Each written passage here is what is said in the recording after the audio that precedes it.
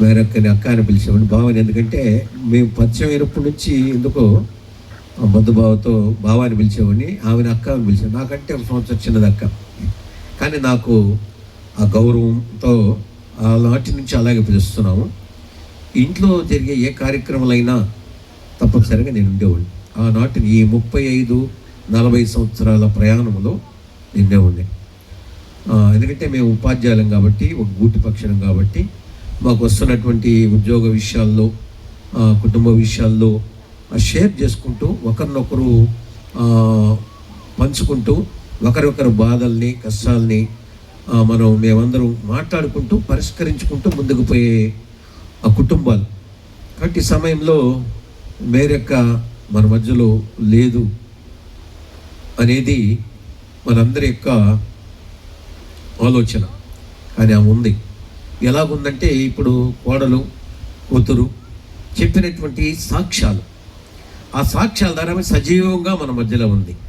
ఒక వ్యక్తి అంటే క్రియలు, మన క్రియలు ఈ లోకంలో మనం లేకపోయినా అవి మనల్ని మాదిరికరంగా అప్పుడప్పుడు పలానా వ్యక్తి ఇలా ఉండింది, పలానా వ్యక్తి ఇలా ఉండింది, పలానా వ్యక్తి జీవితం ఎలాంటిది, పలానా వ్యక్తి విశ్వాస జీవితం ఎలాంటిది, పలానా వ్యక్తి ఆత్మీయ జీవితం ఎలాంటిది అని మనం తలపోసుకుంటాం.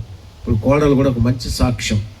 ఎందుకంటే ప్రసంగిలో అంటాడు కదా, సుగంధ టైముల కంటే వెండి బంగారం కంటే దయ్యను కోరదగినవి. ఒక మంచి సాక్ష్యము మేరకు పొందుకుని ఈ లోకంలో మంచి కుమార్తెగా, మంచి భార్యగా, మంచి తల్లిగా, మంచి సహోదరిగా, మంచి ఉద్యోగినిగా ఈ లోకంలో ఒక సాక్ష్యం సంపాదించుకుంది. అంతకన్నా మించి ఏమి లేదు. మనం ఏమి ఈ లోకంలో సంపాదించినా అవి ఏం పోలేం. కానీ మనం తీసుకెళ్ళేది, ఇచ్చిపెట్టేది మన సాక్ష్యమే. ఈరోజు కుటుంబ సభ్యులందరూ తన తల్లి గురించి, తన అత్త గురించి ఇలాంటి సాక్ష్యం ఇచ్చారంటే, ఆమె సాక్ష్యము కుటుంబాన్ని కదిలించే విధంగా, కుటుంబాన్ని ఆత్మీయంగా నడిపించే విధంగా, కుటుంబాన్ని ఈ యొక్క ఆధ్యాత్మికంలో నడిపించే విధంగా ఆమె సాక్ష్యం ఉంది. కాబట్టి ఒక ప్రార్థనా పర్రాలు, మంచి సాక్ష్యం కలిగినటువంటి సహోదరి. మా బావ వెనక చెప్పాలంటే ఒక ఇంగ్లీష్ వర్డ్ ఒకటి ఉంది కదా, ఎవ్రీ సక్సెస్ఫుల్ మ్యాన్ బిహైండ్ ఏ ఉమెన్. మా బావ బుద్ధ బావ వెనక మా అక్కే. ఆయన ఉన్నతమైన స్థితికి, అనేక ఈ ఉపాధ్యాయ ఉద్యమాల్లో, ఉపాధ్యాయ అటువంటి పదవుల్లో, లేకపోతే ఇక్కడ మొగోలు మండలంలో ఒక ఉన్నతమైన స్థాయికి వెళ్ళేదానికి మా అక్కే కారణం. ఆమె ఉండి వెనక బావిని నడిపించింది, కుటుంబాన్ని నడిపించింది. సంఘం నడిపించే విషయంలో ఆమె చాలా పాత్ర ఉంది. ఎందుకంటే ప్రార్థనా పర్రాలు, కన్నీటి కార్చి ప్రార్థించేది. ప్రార్థించబట్టే సేవకుడుగా అక్కడ నిలబడి సేవ చేయగలిగారు. ప్రార్థించబట్టే సంఘాన్ని విస్తరింపజేశాడు దేవుడు. ప్రార్థించబట్టే సంఘంలో అనేక మందిని దేవుడు చేర్పించగలిగాడు. అలాంటి ప్రార్థనా పర్రాలు, చక్కటి గాత్రము కలిగినటువంటి అనేక మంది పాట పాడుతుంటే అనేక మంది ఆమె పాట ద్వారా ప్రేరేపించబడేవారు, సర్వసత్యములోకి నడిపించేవారు. అలాంటి సహోదరి మన మధ్యలో లేదు. అయితే ఆమె విడిచిన జ్ఞాపకాలు, ఆమె ఈ లోకములో నేర్పించినటువంటి పద్ధతులు సంఘము, కుటుంబ సభ్యులు అలవర్చుకొని ముందుకు సాగాలని తెలియపరుస్తూ, కుటుంబాన్ని దేవుడు ఆదరించి బలపరిచి ధైర్యపరచాలని తెలియపరుస్తూ, ఈ అవకాశం ఇచ్చిన అధ్యక్షుల వారికి వందనాలు చెల్లిస్తూ ఈ మాటలు ముగిస్తున్నాను. థ్యాంక్ యూ పాస్టర్ గారు, థ్యాంక్ యూ. ఇప్పుడు డేవిడ్ పాల్ మా అల్లుడు వచ్చినాడు, ప్రే చేయాలి వచ్చి. ఆ తదుపరి మా భోగోల్ మండల్ పాస్టర్ ఫెలోషిప్ అధ్యక్షులు ఉన్నారు. అలాగే ఆంధ్రప్రదేశ్ పాస్టర్ ఫెలోషిప్ అధ్యక్షులు ఎన్ రవికుమార్ గారు, అయ్యగారు, రెవరెండ్ డాక్టర్ ఆయన గారు కూడా ఉన్నారు. వాళ్ళిద్దరూ కొన్ని మాటలు పంచుకున్న తర్వాత ముఖ్య అయ్యగారికి వర్తమానానికి నేను సమయం ఇస్తాను.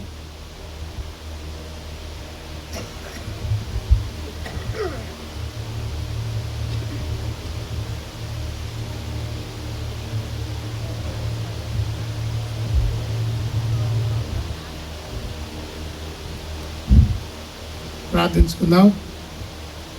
మహాపరిశుద్ధుడా, మహాగణుడా, మా గొప్ప యేసయ్య, నీ ఘన పరిశుద్ధ నామానికి వేలాది వేల స్థుతులు స్తోత్రం చెల్లించున్నాం. ఉదయకాలం మొదలుకుని మధ్యాహ్న కాల వేళ వరకు నా ప్రభు ఈ కృపాస్థల కింద నన్ను మమ్మల్ని క్షేమంగా కాచి కాపాడి ఈ మధ్యాహ్న కాల వేళ నా ప్రభు మా ప్రియ అక్కగారు మేరక్క గారు ఈ లోకయాత్ర ముగించి 1 సంవత్సర కాలం పూర్తయినది నా ప్రభు. ఆమె జీవించిన విధానం నా తండ్రి సాక్షి రూపాన విన్నాం, మేము కంటితో కూడా చూసాం, ఆమెతో నడిచాం. ఆమె జీవించిన విధానం మాకు తెలుసు ప్రభువా. భయభక్తులలో పెరిగింది, భయభక్తులలో జీవించింది. మంచి తల్లిగా, మంచి భార్యగా, మంచి ఉపాధ్యాయుడిగా, మంచి గాయకురాలుగా ఈ లోకంలో జీవించింది, మేము మహిమపరిచింది. ఆ విధానంలో కుటుంబం కూడా నా ప్రభ జీవిస్తున్నారు, నడుస్తున్నారు. నా ప్రభ కుటుంబాన్ని దీవించండి. అక్కలేని లోటు నా ప్రభ ఈ సంవత్సర కాలం నా తండ్రి భర్తకు, కుమారులకు, కోడళ్లకు, కుమార్తెలు, మన సంతతికి మీరు దయచేశారు. జరగబో దినముల్లో కూడా నా ప్రభ వారి కుటుంబాన్ని ఆదరించమని, ధైర్యపరచమని వేడుచున్నాం. ఒకరి తల్లి వారిని ఆదరించినట్లు మీరు ఈ కుటుంబాన్ని ఆదరిస్తారని నమ్ముచూ విశ్వసిస్తూ ప్రార్థిస్తున్నాం. చేరొచ్చిన ప్రతి బిడ్డను దీవించమని వేడుచున్నాం. ఇంతవరకు జరిగిన కార్యక్రమం మీరు ఉన్నారు, మహిం పొంది ఉన్నారని నమ్ముచున్నాను నా ప్రభ. ముఖ్యమైన ఘటనలోకి వస్తున్నాను తండ్రి. కుటుంబానికి ఆదరణ మాటలు ఏవైతే మీ దైవ సేవకుల ద్వారా నా ప్రభ మాట్లాడబోతున్నారో అట్టి వారిని మీ సిలువు చాటును మరుగుపరిచి మీ పరలోక వాక్కులను మాకు మింప చేయమని వేడుచున్నాం. ఇక్కడ చేరిన ప్రతి ఒక్కరి కుటుంబాలు నా ప్రభ ఇటువంటి ఆదరణ దయచేయండి. ఎందుకంటే ఏ కుటుంబాలలో ప్రభా వ్యక్తులను కోల్పోయి ఉంటారో ఆ కుటుంబాలకు కూడా నా ప్రభా మేము ఈ లోకంలో జీవించినంతకాలం మీకు నమ్మకమైన సాక్షులుగా జీవిస్తే ఈ రాజ్యంలో మా ప్రియుని చూస్తామన్న నమ్మకం, విశ్వాసం అందరూ కలుగు చేయమని ఈ మనవులు మా ప్రభువును రక్షకుడిని యేసుక్రీస్తున్నామన్న అడిగి వేడుకునిచున్నాం తండ్రి. ఆమేన్. థ్యాంక్ యూ అయ్యా. ఇప్పుడు ఎన్ రవికుమార్ అయ్య గారు కొద్ది నిమిషాలు గ్రీటింగ్స్ చెప్తారు. అక్కడ రెడ్ స్కూటీ ఉందంట, ఎవరో తాళం వేస్తున్నారు, అది అడ్డంగా ఉంది, తాళం తీస్తే పక్కన పెడతారట. రమేష్ పాస్టర్ గారు ఇదేనా? Okay, thank you sir. Ravikumar అయ్య గారు. మంచిది. దేవుడి స్తోత్రం. వేదిక మీద అలంకరించిన దైవ సేవకులందరికీ యేసుక్రీస్తు నామములో నా హృదయపూర్వక వందనాలు. దేవుడి బిడ్డలారా, కొద్ది సమయం అయినా అమ్మగారి గురించి చెప్పడానికి అంత ఏగుని కాను. ఎందుకంటే చాలా జ్ఞానం కలిగిన వాళ్ళు, చాలా ప్రేమ కలిగింది కూడా. ఒకసారి నేను క్రిస్మస్కి ఇక్కడికి వచ్చినప్పుడు నన్ను బాగా ప్రేమించేది. నేను చెప్పాను, తల్లిగారు మీరు కమౌండ్ మీరు అవసరం లేదు, ఎవరన్నా నాకు భోజనం పెడతాను లేదా అయ్యారు మీరు కొంచెం, ఎందుకంటే తగ్గించకూడదు. ప్రతి దాంట్లో ఏ విషయంలో కూడా తగ్గించుకొని ప్రేమను పంచిపెట్టద్ది. నేను ఫోన్ చేసేవాడిని, తల్లి అయ్యగారికి ఏ విషయంలో కూడా ప్రార్థన చేయమని ఫోన్ చేసినప్పుడు అమ్మగారితో మాట్లాడాలంటే అమ్మగారు చక్కగా చెప్పేది, అయ్యగారు ఇలా చేయండి ఏం కాదు. నేను ఎంత బాధలో ఉన్నా, ఇతరులు ఎంత బాధలో ఉన్నా నవ్వుతా చెప్పేది. నాకు అనిపించింది ఆ నవ్వుతోనే సంతోషంగా ఉండేవాడు అనమాట. అంటే కొంతమందికి మేము సహాయం చేసేదానికి ముందుకెళ్తున్నప్పుడు ధైర్యపరిచేది, ప్రేమ చూపించేది. అయినా సార్ ఇలా చేద్దాం, ఇలా చేయండి, ఇలాగెళ్ళండి, ఒక ముందుకి ఎలాగా అంటే ఒక ధైర్యం, ప్రార్థన చేసుకెళ్ళండి. ఏ విషయంలో కూడా దేవుడు ముందు పెట్టేది. అలాంటి తల్లిగారిని మనం కోల్పోయి, ఎందుకంటే తల్లిగారు దేవుడు పిలుచుకున్నాడు. ఒక దినాలు మనం కూడా వెళ్తాం, కానీ ఇబ్బంది లేదు. కానీ ధైర్యం కూడా మనం ఆ ధైర్యం, ఎందుకంటే అయ్యగారి యొక్క కుటుంబానికి కానీ ఆ యొక్క వాళ్ళ పిల్లలకి కానీ అదే ధైర్యంగా ఉండాలి, అదే సంతోషంగా ఉండాలి, అదే ప్రేమ అనేక మందికి పంచిపెట్టే వరకు ఉండాలని నేను ప్రేమతో కోరుచు ఈ సమయాన్ని ఇచ్చిన అధ్యక్షుల వారికి ఈ సమయాన్ని అప్పగిస్తున్నాను. మంచిది. మన మధ్యలో ఉన్న రమేష్ పాస్టర్ గారు ప్రార్థన చేస్తారు.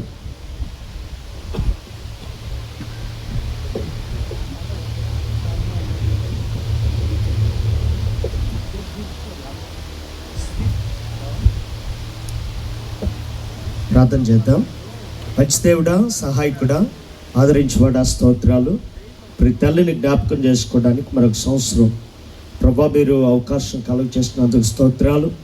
జరుగుతున్న ఈ స్తుతి కొడుకుల ప్రభా వారి తల్లిని, వారి క్రియలను, వారి సాక్ష్యాన్ని వినడం ద్వారా, మరి చెప్పడం ద్వారా ప్రభా మేమందరం కూడా మరి ఎంతో సంతోషిస్తూ ఉన్నాం. కుటుంబ సభ్యులకు ఆదరణ కలుగుతుందని నమ్ముతున్నాను. మీరు ఇంకా ఆదరించి బలపరచండి. ఈ కార్యక్రమం ముందు ప్రభా దైవజనులు సందేశం అందించాలి, బలపరిచి వాడుకోనండి. సమస్త మహిమ మీకే చెందునుగాక. యేసయ్య నామముపేట ప్రార్థిస్తా ఉన్నాం తండ్రి, ఆమేన్. అయ్యగారు థ్యాంక్ యూ.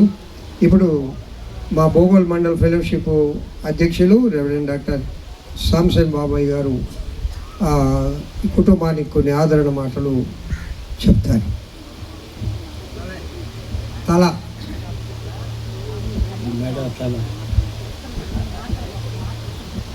Hello praise.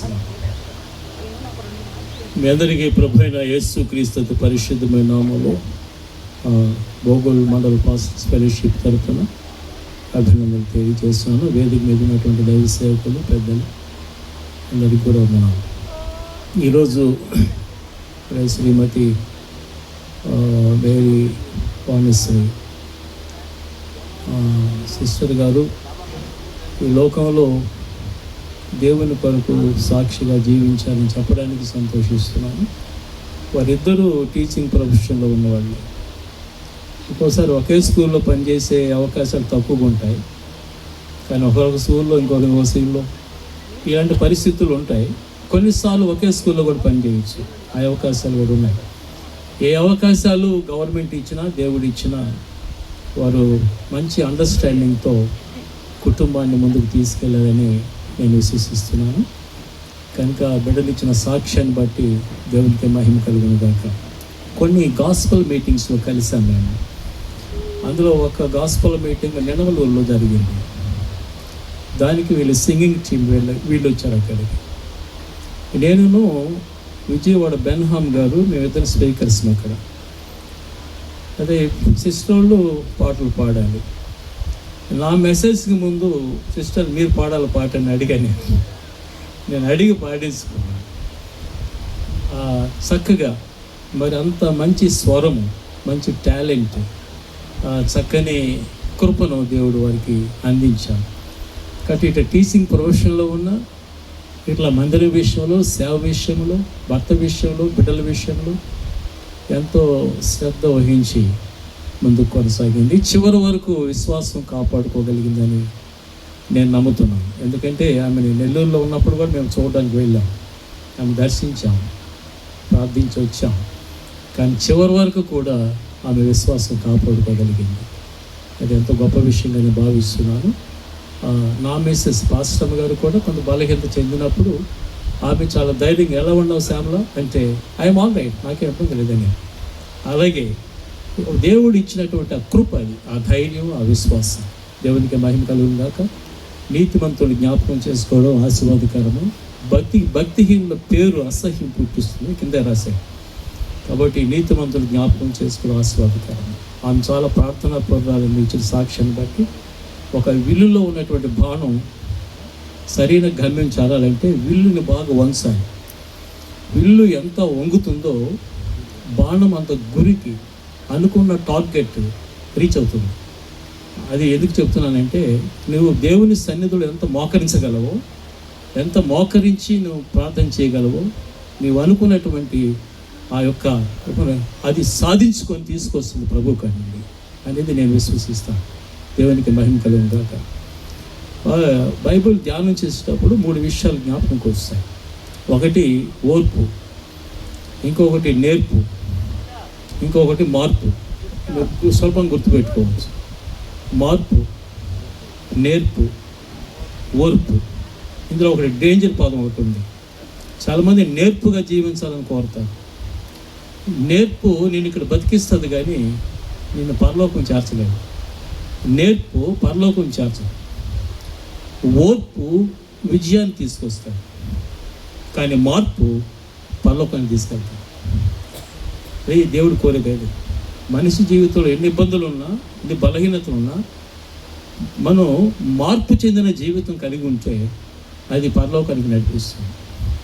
నేర్పు నరకానికి నడిపిస్తే, మార్పు పరలోకానికి నడిపిస్తే, ఇంకా ఇంకొకటి మాట చెప్పాను, నేర్పు నరకానికి నడిపిస్తుంది. మనం ఒక విషయం చెప్పాను, నీటిలో మునిగిపోయిన నావ దరికి చేరడం ఎంత కష్టమో, లోకంలో కలిసిపోయిన క్రైస్తవులు పరలోకం చేరడం అంతే కష్టం. ఇది మళ్ళవేనా? ఎందుకంటే నదిలో మునిగిపోయినటువంటి నావ దరికి ఎలా చేరలేదో, లోకంలో కలిసిపోయిన క్రైస్తవుడు పరలోకం చేరలేదు. సో లోకము నుండి, పాపము నుండి, శాపము నుండి ప్రభు కృపను బట్టి తప్పించబడి ఆయన కొరకు జీవించిన బిడ్డలు ఇక్కడ కనుమూస్తారు, ప్రభు గారు కనుమూస్తారు. ఆమె నేను లోటు కుటుంబాన్ని తీర్చలేము కానీ, దాసుని తీర్చలేము కానీ, పిల్లలకు తీర్చలేము కానీ, ఆ లోటుని పూరించగలిగినటువంటి దేవుడు మన మధ్య ఉండి ఆదరించాలని కోరుకుంటున్నాను. అదే రీతిగా నేను ఇంకొక మాట జ్ఞాపకం చేయాలి. మొదటి దశల పత్రిక 4:14 ప్రకారం ఒక మాట, యేసు మృతి పొంది తిరిగి లేచిన మీరు నమ్మినడలా అదే ప్రకారం యేసు నందు నిద్రించిన వారిని దేవుడు ఆయనతో కూడా వెంట పెట్టుకున్నట్టును అని మన నిరీక్షణ. కాబట్టి సిస్టర్ మళ్ళీ ప్రభు వచ్చే సమయమున తీసుకొస్తాడు, తిరిగి మనం కలుసుకుంటాం. ఒకరోజు మన కళ్ళ నుంచి స్రవించే ప్రతి భాష బిందును స్వయంగా ప్రభు తుడిచివేస్తాడు. దాని కొరకు ఎదురు చూస్తూ కుటుంబం ముందుకు సాగాలని కోరుకుంటూ ముగిస్తున్నాం. Thank you. God bless you. Praise the Lord. Thank you అయ్య గారు. కొద్ది నిమిషాలైనా చాలా లోతైన మర్మాలను బయలుపరిచారు పరిశుద్ధాత్మ దేవుడు. దేవునికి స్తోత్రం. శాంతి ప్రేర్ చేయాలా?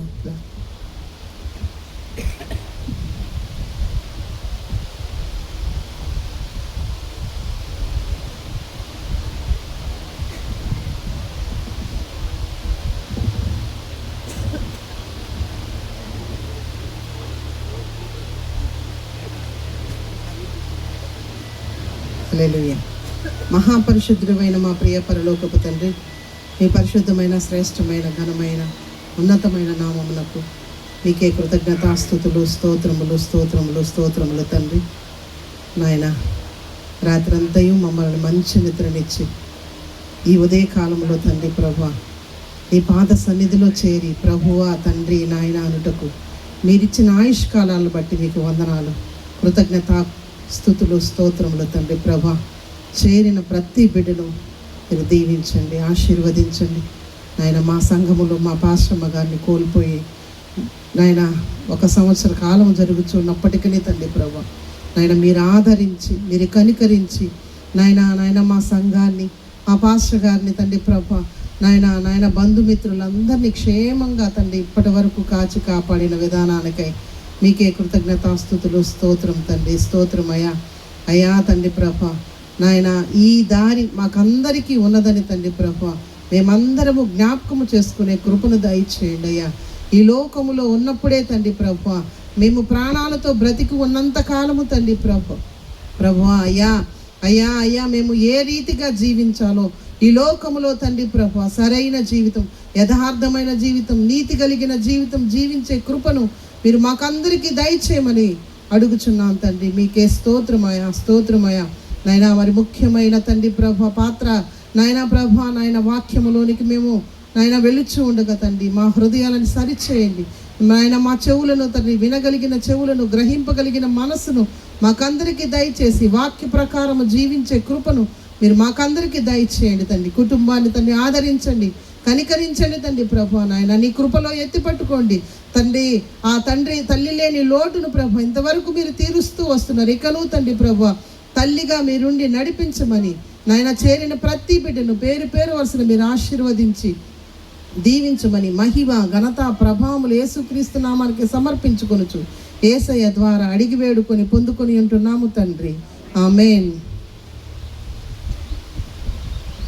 మంచిది ప్రియులరా, చివరికి వస్తున్నాం. అయ్యగారికి సమయాన్ని ఇస్తాను. నేను 12:30 అనుకున్నాను కానీ సమయం సరిపోలేదు.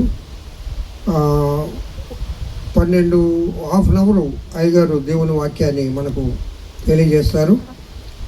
త్వరగానే ముగించుకుందాం. అంటే 1 గంటలోపు భోజనాలు మనం పెట్టేద్దాం. ఇక్కడ ఉన్నవారే కాదు, బ్యాక్ సైడ్ ఇంకా ఇంతకంటే రెట్టింపు జనం ఉన్నారు. కావున అయ్యగారు కూడా, ఇక్కడ ఉండే ఇద్దరు కూడా ఎలాంటి వారంటే చెప్పేది 5 నిమిషాలైనా 1 గంట సేపు వర్తమానము అంత లోతైన మర్మాలు చెప్పగలిగిన దిట్టైన దైవజనులు అందరూ కూడా ఈ స్టేజ్ పైన ఉన్న వాళ్ళందరూ. మరి ముఖ్యంగా మా బోగోలు మండలానికి దేవుడు ఇచ్చిన వారు ఐజీ పాస్టర్ గారు, అలాగే సాంశర్మ పాస్టర్ గారు.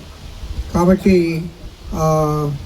పిల్లల చివరిగా నేను కూడా 2 మాటలు మేరమ్మ గురించి చెప్పి తర్వాత అయ్యగారికి ఇస్తాను. 1 సంవత్సరం రోజులైందా అని అంటున్నారు. నేను ఫోన్ చేస్తుంటే ఎవరికైనా, లేదు నేను వాట్సాప్లో లేక షెపర్డ్ మినిస్ట్రీస్లో దీన్ని పెట్టినప్పుడు ఇంతలేకే మేరమ్మ వెళ్ళిపోయే సంవత్సరం అయిందా పాస్టర్ గారని బ్రదర్ అని అన్న అని ఈ విధంగా పలకరిస్తుంటే నిజంగా నాకు సంవత్సరం అయినట్లేదు. మీకు ఒక విషయాన్ని నేను జ్ఞాపకం చేస్తాను. 1982 సంవత్సరంలో మా మ్యారేజ్ అయింది. అప్పటి నుండి ఇప్పటి వరకు ఈ ప్రయాణంలో ఎంతో ప్రేమగా జీవించాం. రెండోది మాది లవ్ మ్యారేజ్. మా పెద్దోళ్ళకి ఇష్టం లేదు, వాళ్ళ అమ్మోళ్ళకి మాత్రమే ఇష్టం. అంటే ఆమెను ప్రేమించి ఆమె నన్ను ప్రేమించి పెళ్లి చేసుకున్నాం. మా జీవితంలో ఎక్కడ కూడా ఈ ఆర్థిక సంబంధమైన ఆటుపోట్లే కానీ మరి ఏ కానీ లేవు. ఎప్పుడూ సంతోషమే. 82లో పెళ్ళైతే 83లో జాబ్ వచ్చింది. 82లో మ్యారేజ్ అయిన వెంటనే మళ్ళీ నేను ఒక నిర్మల హై స్కూల్లో రాజమండ్రిలో ఒక మెడికల్ లీవ్లో నేను పనిచేశాను సోషల్ అసిస్టెంట్గా బిఎడ్ అయిన వెంటనే. తర్వాత జూలై నెలలో 83లో జాబ్ వచ్చింది. ఉరికుంటపాడు మండలం తిమ్మారెడ్డిపల్లి భోగ్యవారిపల్లె. 86లో నాగరాజు అలాగే మా మిస్సెస్ బేగ్ సారు ఇంకా చాలామంది మా సహచరులు వీళ్ళందరూ స్పెషల్ టీచర్స్గా ఎన్నికయ్యారు. నాగరాజు 84, 85 అనుకుంటా, ఈమె 86. అందరూ ఏలూరులో ట్రైనింగ్ అయ్యారు. ఈ విధంగా ఈ పరంపరలో 86లో మళ్ళీ జాబ్ వచ్చింది ఆమెకు. చాలా కష్టజీవి. ఎంత కష్టాన్నైనా కూడా మనసులో దాచుకునే మనస్తత్వం.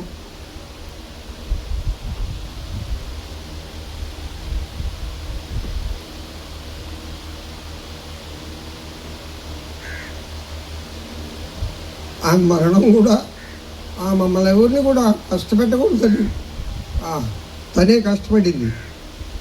ఫస్ట్ నుంచి కూడా నేను అనారోగ్యవంతుడు. కొంతవరకు నాకు కొంచెం ఈ యొక్క ఇస్నోఫిలియా ఉండేది.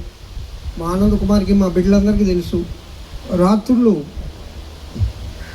నిద్రపోయేవాడిని కాదు. వరికుంటపాడు పోయిన తర్వాత నాకు ఆ వాతావరణానికి ఆ జబ్బు వచ్చింది. రాత్రంతా కూడా అలాగే మేల్కొని సేవ చేసేది. మళ్ళా ఉదయాన్నే లేచి ఇద్దరం స్కూల్కి వెళ్ళిపోయేవాళ్ళం. ఆమె ఎప్పుడు కూడా అనారోగ్యవంతురాలు కాదు, చాలా ఆరోగ్యంగా ఉండింది. సరే, ఏది ఏమైనా ప్రియులారా, ఇందాక మా కూతురు కోళ్ళు చెప్పినట్లుగా ఆమె చూపించిన మార్గము దైవ మార్గమే. నిజంగా ఆమె ఒక సాధారణ క్రైస్తవురాలే కానీ తర్వాత నా ద్వారా రక్షించబడింది. అప్పుడు అనేది, అయ్యా నేను నీకు మొదటి ఆత్మను అని అనేది. దేవుని సేవన్నా దైవజనులన్నా అంత ప్రేమ కలిగింది. ఇంకొక సంగతి చెప్పనా, ఏ క్షణం కూడా ఆమె లేకుండా నేను లేను ఇప్పటి వరకు. ఒకవేళ శారీరకంగా ఆమె లేకపోవచ్చేమో కానీ మానసికంగా నా మనసులో ఎప్పుడు ఆమె తోడుగానే ఉంటుంది. ఎప్పుడు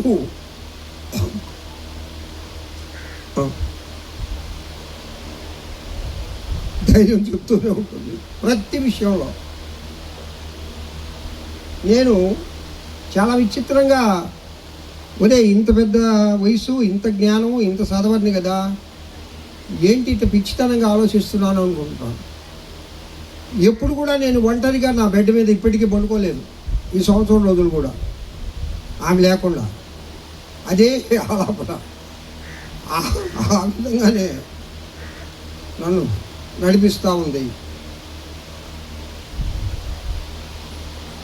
కావున ప్రియులరా గురించి చెప్పాలంటే నేను ఇంకా చెప్పలేకున్నా కానీ ఒకటే గుర్తు, నేను అనే ఒక వ్యక్తిని ఇక్కడ ఉన్నానంటే అది నేను కాదు, ఆమె కూడా నాలోనే ఉంది. మరి ముఖ్యంగా మా ఇద్దరి మధ్య యేసయ్య బంధం ఉంది. హల్లెలూయా చెప్దామా? హల్లెలూయా.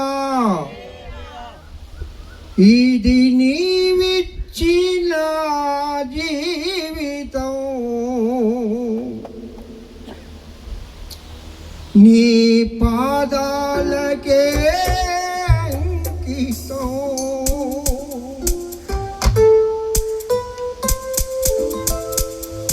ఇది నీవిచ్చిన జీవితం.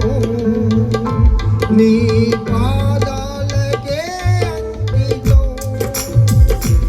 ఇది నీవిచ్చిన జీవితం. నీ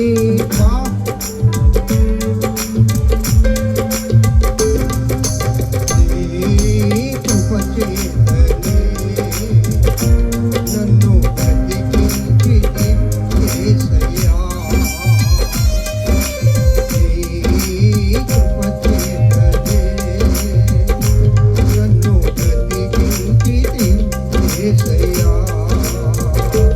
ఇది నీవిచ్చిన జీవితం.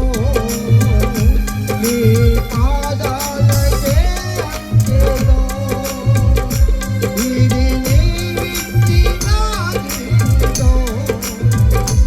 నీ పాదాలకే అంకితం. నీ కృప చేతనే బ్రతికించితివి యేసయ్యా.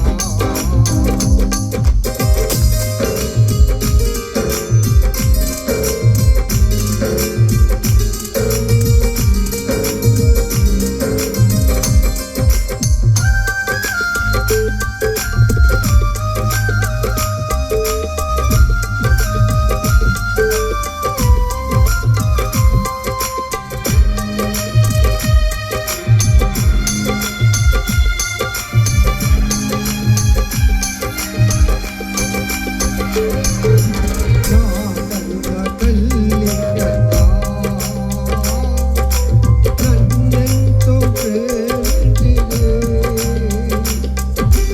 నా కన్న తండ్రి కన్నా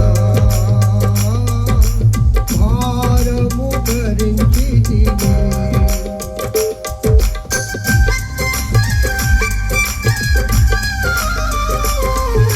నా కన్న తల్లి కన్నా నన్నెంతో ఆదరించితిని. నా కన్న తండ్రి కన్నా భారము భరించితిని. సిలువలో వేలాడుచు నా చేయి విడువలేదు. ప్రాణము విడిచే సమయములో ప్రేమతో ప్రేమించితివి. సిలువలో వేలాడుచు నా చేయి విడువలేదు. ప్రాణము విడిచే సమయములో అమ్మతో తెలిసితివి. విట్లు చూడలేను. త్యాగముతో కూడిన ప్రేమను నేనెవరిలో చూడలేను. త్యాగముతో కూడిన ప్రేమ ఇది నీవిచ్చిన జీవితం. నీ పాదాలకే అంకితం. ఇది నీవిచ్చిన జీవితం. నీ పాదాలకే అంకితం. ఇది నీవిచ్చిన జీవితం. నీ పాదాలకే అంకితం. పిల్లల మేమిద్దరం ఏకాంతంగా ఉన్నప్పుడు పాటలు పాడుకునేవాళ్ళం. ఆమె మంచి సింగరు, నేను మంచి సింగరే అనుకుంటున్నాను. కానీ ఆమెలాగా పాడలేనులేండి. ఇద్దరు ఎదురు కూర్చొని ఆడున్నాడు మా గాస్పుల్ సింగర్ ఒక ఆయన, మీతో కాదులేండి, ఆమె కూడా గాస్పుల్ సింగరే. అయితే మాకు పొద్దుపోయేది ఏంటంటే ఇద్దరం కూర్చొని బాగా పాటలు పాడుకునేవాళ్ళం. సాంగ్స్ అంటే, సంగీతం అంటే అంత పిచ్చి మాకు. అది మా చిన్న పాపకు వచ్చింది, శిరీషకు. కాబట్టి ఈ సంగీత ప్రపంచంలోనే మేము అనేక మధుర స్మృతులు ప్రభుతో అనుభవించాం. దేవుని కోసం బ్రతకాలి అనే ఒక కాంక్ష కలిగి ఎప్పుడు కూడా ఆమె జీవించేది. మేము కూడా ఆమె యొక్క ఆకాంక్ష మేరకు, ఆమె ప్రార్థన మేరకు ప్రభు సేవలో కొనసాగుదుముగాక. దేవుడు ఈ కొద్ది మాటలు దీవించుగాక. చాలా గొప్ప సమయానికి మనం వచ్చాం. మన మధ్యలో ఉన్న చాలా వృద్ధాప్యంలో ఉన్నారు. జాన్ పాల్ అయ్యగారు ప్రేయర్ చేస్తారు. నెల్లూరు నుంచి పాపం చాలా దాదాపు ఆయనకి 70 సంవత్సరాలు. సైకిల్ మీద వెళ్ళి 80 సైకిల్ మీద వెళ్ళి ఇప్పటికి కూడా ఆయన దేవుని సేవ చేస్తాడు. ఆ పాస్టర్ గారు అంటే నాకు చాలా ఇష్టం. మా తండ్రి గారు ఎంతో సమానం. అయ్యగారు మేము పాస్టర్ ఫెలోషిప్ మీటింగ్స్లో నేను దేవుని వాక్యం నెల్లూరులో ఆయా ప్రాంతాల్లో వాడబడేటప్పుడు చాలామంది దైవజనులు ఉన్నారు. కానీ ప్రత్యేకంగా అయ్యగారిని రండయ్య అని చెప్పాను. మా మేడం అంటే కూడా ఈయనకి భలే ఇష్టం. ఆ పాటలు అంటే ఈయన డ్రమ్ వాసేవాడు, ఒక యంగ్ పర్సన్ లాగా. కాబట్టి ప్రేయర్ చేయండి అయ్యగారు. ప్రార్థన చేసుకుంటాం. తండ్రి, కుమార, పరిశుద్ధాత్మ త్రియేక దేవ, ప్రకటన 2:10 చెప్పినట్టుగా నేను వాక్యం బోధించేటప్పుడు హెచ్చరిక చేసేవాడు మా మందిరంలో నాయన మన వరకు నమ్మకంగా ఉండు. ప్రకటన 2:10 మరణ వరకు నమ్మకంగా ఉండు, నీకు జీవ కిరీటం ఇస్తానని చెప్పాను. నా జీవ కిరీటం ఇస్తానని చెప్పే తండ్రి, ఆ జీవ కిరీటం ఎక్కడో లేదు, మీరే జీవ కిరీటం. మా జీవానికి కిరీటం మీరే నాయన. కాబట్టి మీరు అమ్మగారికి జీవ కిరీటం ఇచ్చినందుకు మీ దగ్గర ఉన్నందుకు ఎక్కువగా నేను ప్రార్థన చేయను, కృతజ్ఞత చేస్తున్నాను. వచ్చిన వారిని దీవించండి, వేదిక అనుగ్రహించిన ప్రజలు దీవించండి. నేను వాళ్ళలో ఒక 100 పోగులు పట్టిన మరి గాడిద లాంటి వాడిని మీ సేవ చేసుకొని సైకిల్లో తిరుగుతూ ATSలో కూడా అందరిని హెచ్చరిక చేస్తూ, అమ్మా పరలోక రాజ్యం జాగ్రత్త, లోకరీలు ఉండకండి జాగ్రత్త, లోకం మోసము, రంగుల బలం మీద జాగ్రత్త అని చెప్తాను ఆయన. కాబట్టి కీర్తనలో 101 చెప్పినట్టుగా నాయన నిర్దోషముగా ప్రవర్తించేవారు నాకు మరి పరిచారం అని చెప్పాను ఆయన. కాబట్టి ఆ పరిచారం చేసినటువంటి అమ్మగారిని అయ్యగారిని దీవించి కూడా వచ్చిన దైవజనులు దీవించండి. అందరిని దీవించి కాపాడి ఈ అవకాశం ఇచ్చినందుకు అయ్యగారిని దీవించి కుటుంబాన్ని దీవించి అమ్మగారు నాయన మా అమ్మగారు మా యొక్క కుమార్తె పేరు వాణిశ్రీ 56 సంవత్సరాలు ఆమెకి. ఆమె కూడా వాణిశ్రీ. ఆ పేరు చూసినప్పుడు ఆశ్చర్యపోయారు. ఆమె కూడా వాణిశ్రీ. కాబట్టి నాయన దీవించండి, ఆశించండి, వచ్చిన వాళ్ళు దీవించండి. అయ్యగారు గారు నాయన వారి వాక్యం నాకు ఎప్పుడో పరిచయము. నెల్లూరు చాలాసార్లు వచ్చేవారు VRSకి అంతా. వారు మాట్లాడుతుండగా మా హృదయం స్పందించి మరి వాళ్ళతో మేము సంపాదించినట్టుగా ఉంది నాయన. కానీ పరిశుద్ధ ఆత్మ సహాయం వాళ్ళ దగ్గర ఉంది నాయన. కాబట్టి అయ్యగారు బోధిస్తుండగా తెలివి విషయాలు తెలుసుకుని నేర్చుకుని మరి ఇతర సంఘాలు బోధించడానికి సమర్థత కోరుతూ నజరేయుడైన యేసు నామములో ప్రార్థించి స్తుతించి గోజారి అడిగి వేడుకుంటున్నాం తండ్రి. ఆమె. Thank you very much sir. Thank you గారు. మంచిది.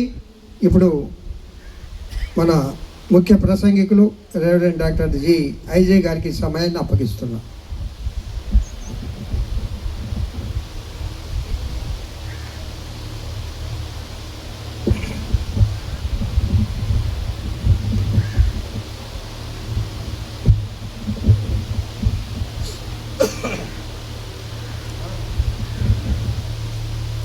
క్రీస్తునందు ప్రియమైన సహోదరి సహోదరులారా, ప్రభు అయిన యేసు క్రీస్తు వారి ఘనమైన ఉన్నతమైన నామములో ఈరోజు దైవ సేవకులు దేవదానం గారి మరి సతీమణి గారు మేరమ్మ గారి మొదటి జ్ఞాపకార్థ స్తుతి కూడికకు కూడి వచ్చిన మీ అందరికీ ముందుగా శుభాలు ప్రత్యేకంగా తెలియపరుస్తూ మిమ్మల్ని వాక్య పరిచర్య కొరకు ఆహ్వానిస్తున్నాం.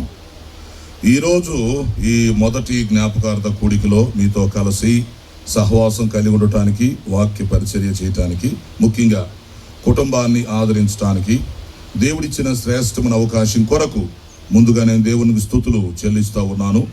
తర్వాత కుటుంబానికి, స్థానిక సంఘానికి, దైవ సేవకులు, పెద్దలు చేరి వచ్చిన మీ అందరికి కూడా ప్రత్యేక వందనాలు తెలియపరుస్తూ ఉన్నాను.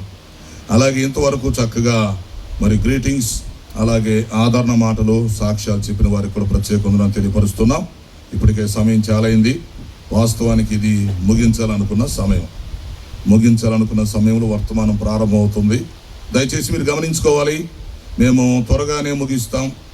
దేవుని యొక్క వాక్యం కొరకు మన మనసులను సిద్ధం చేద్దాం. ఎందుకంటే వాక్యానికి సమయం ఇవ్వడం అత్యవసరం. వాక్యమే మనల్ని ఆదరిస్తుంది కనుక మీ అందరూ కూడా చక్కగా పెద్ద మనసు చేసుకొని వాక్య పరిచర్యలో సహకరించాలని కోరుతున్నాను. మరి నేను ఎక్కడైనా వాక్య పరిచర్య చేసినప్పుడు ఎలా ఉంటుందంటే నా పద్ధతి, నేను ఎక్కడ నిలబడ్డా అది బైబిల్ క్లాసే. అదే ప్రపంచంలో నా స్పెషల్. చాలామంది అలా వాక్యం వినటానికి, వ్రాసుకోవటానికి, మరో చోట చెప్పడానికి కూడా ఇష్టపడతారు. అలాంటి బ్యాచ్ కూడా ఉంటారు. కాబట్టి అందుకని నా సమయాన్ని కూడా నేను చాలా చక్కగా ఉపయోగించుకుంటాను. ఒక బైబిల్ క్లాస్ లాగే చెప్తాను ఎక్కడైనా, అది ఏ సందర్భం అయినా, నో ప్రాబ్లం. సో ఈ సమయంలో కొద్ది నిమిషాలు దేవుని యొక్క వాక్యాన్ని ధ్యానం చేస్తాం. దైవ సేవకులు మరి దేవదానం అయ్యగారు, అలాగే అమ్మగారు, ఈ కుటుంబంతో మాకు మంచి పరిచయం ఉంది. ప్రతి కార్యక్రమానికి ఖచ్చితంగా నేను హాజరవుతాను. తరువాత నన్ను సేవలో ప్రోత్సహించే దైవ సేవకులు వారొక ముఖ్యులు. నేను సేవ చేస్తున్నప్పుడు, విషయాలు చెప్తున్నప్పుడు వారు ఎంతగానో ప్రోత్సహిస్తారు. అయ్యగారు చేయాలి మేము వెంట ఉంటామని ప్రోత్సహిస్తారు. కాబట్టి సేవ చేయటం ఒక ఎత్తు, ప్రోత్సహించటం మరొక ఎత్తు. సేవ చేసేవాళ్ళు చేస్తుంటారు, ప్రోత్సహించేవాళ్ళు కూడా కావాలి. కాబట్టి ఈ కుటుంబాన్ని బట్టి నేను అభినందిస్తున్నాను. మరి దేవుడు ఈ కుటుంబంలో ఆ దీనదాసురాలు లేనటువంటి లోటు తీర్చాలని మనం అందరం కూడా మన ప్రార్థనలో జ్ఞాపకం చేసుకుందాం. ఓకే, ఈ సమయంలో మన వాక్య ధ్యానంలోకి వెళతాం. చిన్న మనవేంటంటే, ఇలాంటి సందర్భాల్లో ఎక్కువసేపు నేను వాక్యం చెప్పలేకపోయినా, అంటే సమయాన్ని బట్టి మీకు ఒక అవకాశం ఉంది. క్రీస్తు రాకడ ధ్వని యూట్యూబ్ ఛానల్లో చక్కగా ప్రసంగాలు ఉంటాయి కాబట్టి తర్వాత మీరు వినొచ్చని మీకు నేను మనవి చేస్తున్నాను. తల వంచండి, చిన్న ప్రార్థన చేసుకుని వాక్య ధ్యానంలోకి వెళదాము. మరి మా కుటుంబ పక్షంగా మరి కుటుంబానికి, సంఘానికి మేము ఆదరణ తెలియపరుస్తున్నాం. ప్రార్థన చేసుకొని వాక్య ధ్యానంలోకి వెళతాం. ప్రార్థన చేద్దాం. అందరం ఒక నిమిషం దేవుని వాక్యం కొరకు మన మనసులను సిద్ధం చేద్దాం. దేవుడు మనతో మాట్లాడతాడు, మనం వినటానికి సిద్ధపడదాం.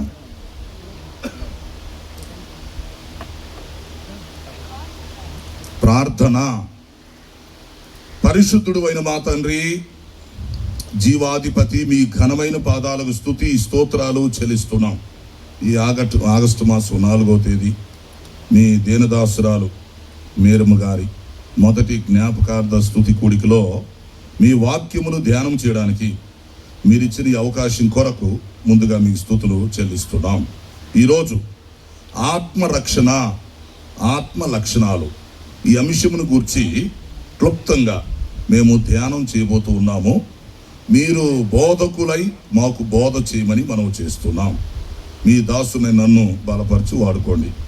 అలాగే నాయన, మీ దాసురాలు లేనటువంటి లోటు ఈ గృహంలో, సంఘంలో తీర్చమని మనం చేస్తున్నాం. అలాగే మీ వాక్యము ద్వారా మా అందరితో మాట్లాడండి, మమ్మల్ని బలపరచండి, మాకు అవసరమైన సందేశం దయచేయండి. మీకే మహిమ చెల్లిస్తూ యేసు పరిశుద్ధ నామములో అడుగుచున్నాను తండ్రి, ఆమేన్. ఓకే ప్రియులారా, ఈ పగటి వేళ ఈ కుటుంబాన్ని ఆదరించడానికి కూడి వచ్చిన మీ అందరికీ మరొకసారి శుభాలు, ప్రత్యేక వందనాలు తెలియజేస్తూ వర్తమానం కొరకు మిమ్మల్ని ఆహ్వానిస్తున్నాం. ఈరోజు మన ధ్యానాంశం ఏమిటంటే ఆత్మరక్షణ, ఆత్మ లక్షణాలు. చాలా ఇంపార్టెంట్ సబ్జెక్ట్ ఇది, పెద్ద సబ్జెక్టు. అయితే దీన్ని క్లుప్తంగా మనం తెలుసుకోవటానికి ప్రయత్నం చేద్దాం. ఆత్మరక్షణ, ఆత్మ లక్షణాలు, ఆత్మ యొక్క ప్రాముఖ్యత, కొన్ని విషయాలు మనం చూడబోతున్నాం. దెస్సలోనికీయులకు రాసిన మొదటి పత్రికలో 5:19 చెప్తాడు, ఆత్మను ఆర్పకుడి అన్నాడు. అర్థం చేసుకోండి. దెస్సలోనికీయులకు రాసిన మొదటి పత్రిక 5:19, ఆత్మను ఆర్పకుడి. ఎస్, పౌలు భక్తుడు రాసినటువంటి పత్రికలలో తొలి పత్రిక దెస్సలోనికీయులకు రాసిన మొదటి పత్రిక. ఈ పత్రికలో 5వ అధ్యాయం చాలా ముఖ్యమైన అధ్యాయం. ఇందులో దేవుని పిల్లలైనటువంటి మనం పాటించవలసినటువంటి 25 సూత్రాలు ప్రతిపాదించబడ్డాయి ఒకే అధ్యాయంలో. 5 స్క్వేర్, 5వ అధ్యాయంలో 25 సూత్రాలు ప్రతిపాదన. అంటే దేవుని పిల్లలమైన మనం అసలు ఈ లోకంలో ఎలా జీవించాలి, ఎలా జీవిస్తే పరలోకానికి వెళతాం, ఎలా జీవిస్తే భూలోకంలో పరలోకంలో కూడా మనం దీవించబడతాం, ఎలా జీవిస్తే మనం ఇతరులకు మాదిరికరంగా ఉండగలం, దేవునికి మహిమ తేగలం. సో ఈ సబ్జెక్ట్ని దృష్టిలో పెట్టుకొని 25 సూత్రాలు పౌలు గారు ఒకే అధ్యాయంలో చెప్పాడు. ఎందుకంటే ఆయన గొప్ప థియాలజియన్, గొప్ప సీనియర్, పరిశుద్ధాత్మ చేత ప్రేరేపించబడి క్రైస్తవ సంఘానికి మంచి ఉపదేశం ఇచ్చినటువంటి అపోస్తలుడు పౌలు గారు. ఓకే, సో ఆ 25 సూత్రాల్లో ఒకటి ఏంటంటే ఆత్మను ఆర్పకుడి. ఎస్, ఆ రోజు దెస్సలోనికే సంఘాన్ని బ్రతిమలాడుతూ ఆ పత్రికలో ఆ విషయాన్ని చెప్పాడు. ఈరోజు ఈ జ్ఞాపకార్థ కూడికలో కూడా ఈ విషయాన్ని మనకు గుర్తు చేస్తున్నాడు. ఏమిటంటే ఆత్మను ఆర్పవద్దు. ఇది ప్రపంచంలో ఉన్న ప్రతి వ్యక్తికి ఒక హెచ్చరిక. ఆత్మను ఆర్పవద్దు. ఎందుకంటే మానవునిలో 3 భాగాలు ఉన్నాయి, అర్థం చేసుకోవాలి. శరీరం ఉంది, ప్రాణం ఉంది, ఆత్మ ఉంది. మూడిటిని కలిపి మనిషి అంటారు. ఒక్క శరీరాన్ని మనిషి అనరు. అర్థమైందా? మనిషిలో 3 భాగాలు కలిసి ఉంటాయి, ఒకదానిలో ఒకటి ఉంటాయి. శరీరం ఉంది, అది బయటికి కనిపిస్తుంది. లోపల దీనికంటే విలువైంది ప్రాణం ఉంది. ప్రాణం మనకు బయటికి కనిపించకపోవచ్చు, కానీ ప్రాణం ఉందని చెప్పి అందరూ నమ్ముతాం కదా మనం. ప్రాణం పోతే మనిషి దేనికి పనికిరాడు కదా. శరీరము ఘన పదార్థములో ఉంటే ప్రాణము రక్తం ద్రవ పదార్థంలో ఉంటుంది. ప్రాణమే జీవం, రక్తం. ఈ రెండిటి కంటే శ్రేష్టమైనది ఆత్మ. అది వాయు పదార్థములో ఉంటుంది. మనిషి దట్ ఈజ్ గోల్డ్, ఘన ద్రవ వాయు పదార్థాల సమ్మేళనం. ఇది గుర్తుపెట్టుకోవాలి. కాబట్టి మనిషిలో పైకి కనిపించే శరీరం ఉంది, దాని లోపల ఉండే ప్రాణం ఉంది. ఈ రెండిటికి మించినది ఆత్మ ఉన్నది. అయితే మనిషి శరీరం గురించి ఆలోచిస్తూ ఉంటాడు, లేక ఈ జీవితం గురించి ఆలోచిస్తాడు, కానీ లోపల ఉన్నటువంటి ఆత్మ గురించి ఆలోచించేడు. ఇప్పుడు ప్రపంచానికి మనం చెప్పాల్సింది అదే, ఆత్మశాస్త్రం, ఆత్మను గూర్చిన ఉపదేశం. ఆత్మ యొక్క ఒక స్పెషల్ ఏంటో తెలుసా? చెప్తే మీరు ఆశ్చర్యపోతారు. దేవుడు శూన్యములో నుంచి ఈ సృష్టి మొత్తాన్ని సృష్టించాడు. అయితే దేవుడు సృష్టించినటువంటి ఒకే ఒక వస్తువు ఏంటంటే ఆత్మ. ఎప్పుడైనా బైబిల్ జీకేలో అడగాలంటే అది. సమస్త సృష్టిని దేవుడు కలుగు చేశాడు, కానీ ఆత్మను దేవుడు సృష్టించలేదు. మరి ఆత్మ ఎట్లా వచ్చింది? అది స్వయంగా దేవుళ్ళలో నుండే వచ్చింది. అది నరుని నాసికారంధ్రములలో దేవుడు జీవవాయువును ఊదగా నరుడు జీవాత్మాయను. అంటే దేవుడు సపరేట్గా ఆత్మను సృష్టించలేదు. దేవునిలో నుండి మనిషిలోనికి ఆత్మ ట్రాన్స్ఫర్ చేయబడింది.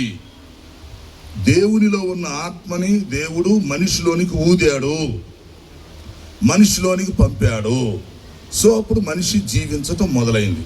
కాబట్టి ఇక్కడ మనం అర్థం చేసుకోవాల్సిన మర్మం, సత్యం ఏంటంటే ఆత్మ అనేది దేవుళ్ళలో నుండి వచ్చింది. కాబట్టి మనిషి మరణించినప్పటికీ ఆత్మకు చావు లేదు అని మనం తెలుసుకోవాలి. మనిషి ఎక్కువ సంవత్సరాలు బ్రతకొచ్చు, తక్కువ సంవత్సరాలు బ్రతకొచ్చు. పేదవాడు అవ్వచ్చు, ధనికుడు అవ్వచ్చు, సుఖంగా ఉండొచ్చు, కష్టాలు పడవచ్చు. ఓకే, ఇదంతా మామూలే. శరీరానికి ఈ మరణము, అంతము అనేది ఉండిద్ది, కానీ ఆత్మకుండదు. ఎందుకు సార్ అంటే ఆత్మ సృష్టించబడిన వస్తువు కాదు. అది సృష్టించబడింది ఎప్పటికైనా నాశనమైంది. శూన్యంలో నుంచి వచ్చింది, తిరిగి శూన్యంలో కలిసిపోతుంది, గుర్తుపెట్టుకోండి. కానీ ఆత్మ అనేది అది సృష్టించబడలేదు గనుక, అది దేవునిలో నుండి వచ్చింది గనుక అది చిరంజీవి, అది నిరంతరము జీవిస్తుంది. కాబట్టి మనం ఏమనుకోవాలంటే మనిషి చనిపోయినప్పుడు ఇక మనిషి లేడు అనుకోకూడదు. దానికి బైబిల్ ఒప్పుకోదు. మనిషి మన దగ్గర లేడు అంతే. మనిషి చనిపోయాడు సార్ అంటే మనిషి మన దగ్గర లేడు, మనకు కనపడటం లేదు. అంతేగాని మనిషికి చనిపోయాడు, అతడు నిజంగానే లేడు అనుకోకూడదు. ఎందుకంటే మనిషిలో ఆత్మ ఉంది కదా. కాబట్టి మనిషి మరణించినప్పుడు శరీరాన్ని తీసుకెళ్ళి మనం సమాధి చేసి వస్తున్నాం, అయిపోయింది. మరి ఆత్మ ఎక్కడికి వెళ్ళింది ఉంది కదా. అలాంటప్పుడు మనిషి చనిపోయి నువ్వు ఎలా చెప్తావు? మనిషి లేడు అని నువ్వు ఎలా చెప్తావు? ఒకసారి ఆలోచించండి.